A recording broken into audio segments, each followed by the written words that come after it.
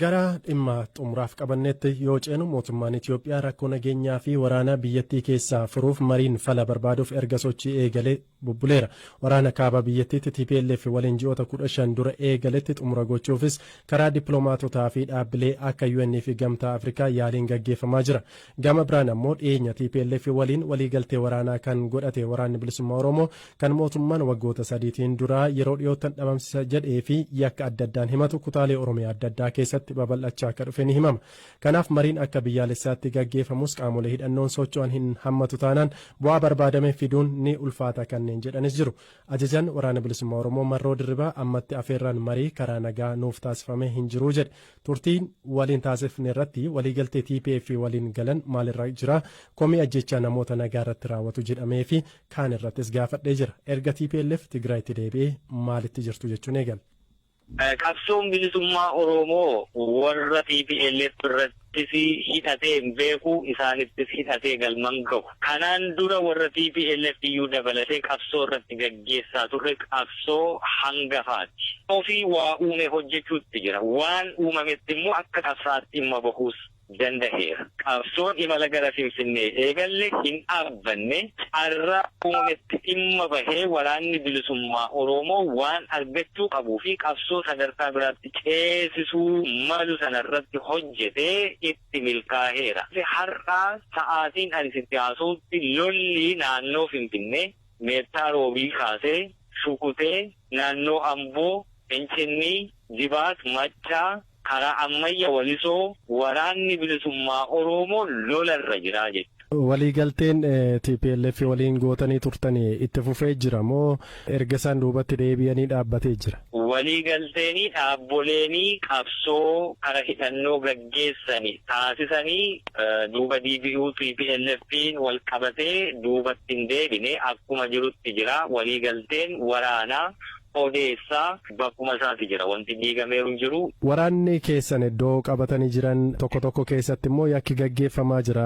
Fakkeenyaaf namoota nagaa ukkaamsanii maallaqa gaafachuu kan jedhu akka godinaalee Horroo Guduruufaa keessatti komiiwwan gurguddaa ka'anii fi dhimma kana quba qabda. Sabni Oromoo maqaa qabsoo bilisummaa Oromootiin baduurraa waraanni bilisummaa Oromoo qabsoo bilisummaa Oromoo gaggeessu baduutu irra filadhaan. Himannaaleen akkasii iddoo irratti ka'an kana keessatti sochiin gama mootummaa abbaa irree sochiin akkasumas immoo baqaraanummaa fi naannoo sanatti qawween akka barbaadame argamu akkasumas immoo sochii daangaa kutaa naannoo Amaaraa waliin wal qabatee jirurraa humni faannoo jedhamu kallattii sana irratti ce'ee uummata irratti saamicha gaggeessuu fi uummanni naannoo sanaa miidhaarra jiraachuun dhoksaa tokkoyyuu hin qabu.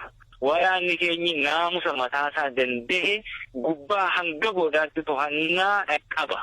Kana keessaa fedhii bu'aa akkasumas humnoota finxaaleeyyii gama kaabaarraa dhufanii fi akkasumas mootummaa abbaa irree naannoo adda addaatti gadhiisee deemurraa qawween bakkoota adda addaatti harka namoota hin mallee fi saamicha rakkoo adda addaa uummatarraan gahanii harka galuu kun hundumti wal qabatee uummati kun miidhaan irra ga'eera. Wanti diina jirruu fi kun ofii rakkoo qabayyuu yoo ta'e qabsoo nuti gaggeessinuufiyyuu hin jirtu.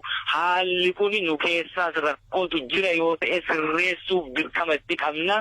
Dirqama kana immoo yeroo dhiyootti uummata waliin taane nu keessa jira yoo ta'e eeruu uummati nuu kennutu jira yoo ta'e of keessaati qulqulleeffanna.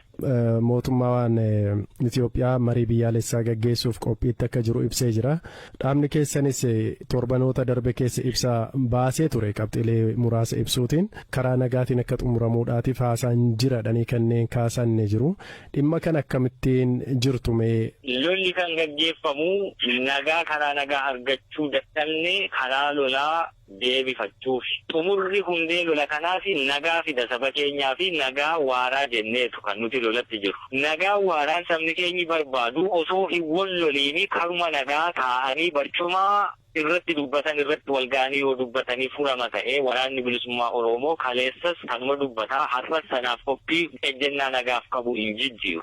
affeerraan karaa akkasiiti oofishaalii karaa nuu dhiyaate hin qabu. Nutis affeerraa akkasii keessatti oofishaalii nama kaa'annee ka hirmaataa jirru hin jiru. Yoo jiraatee fi yoo waamichi karaa nagaa nuu kataasifamu ta'ee fi international sanction bifa ta'ee fi observed bifa ta'eeni loogiin tokko yoo osoo jiraatiin namni dhimma rakkoosaa saba bakka bu'ee fi kanaaf hin dhufe kanaaf hin lolaa jira hundumtuu bakka taajjabdoonni taa'anii waan kana xumuruu hin danda'amutti yoo dhiyaate irraa hirmaachuu qophii. Silaa nagaan kan inni barbaachisu warra qawwee waliif fudhatee wal lolaa gidduu yoo dubbatame nagaan bu'a.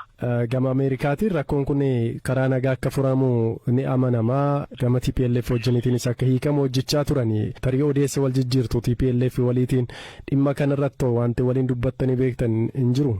Mee ammatti namoonni waliin dubbanne jiraachuu malu kana si jedhutti hin danda'u ammatti waan dheedhii ta'ee odeessa wal jijjiiruun odeessa akkamitti seen akkamitti keessaa baanaan inni kun odeessa keessoo waraanaati. Namoota bakka buufanne dubbisan hin dubbisne ka jedhu dheedhiidha ammatti si himuu hin danda'u.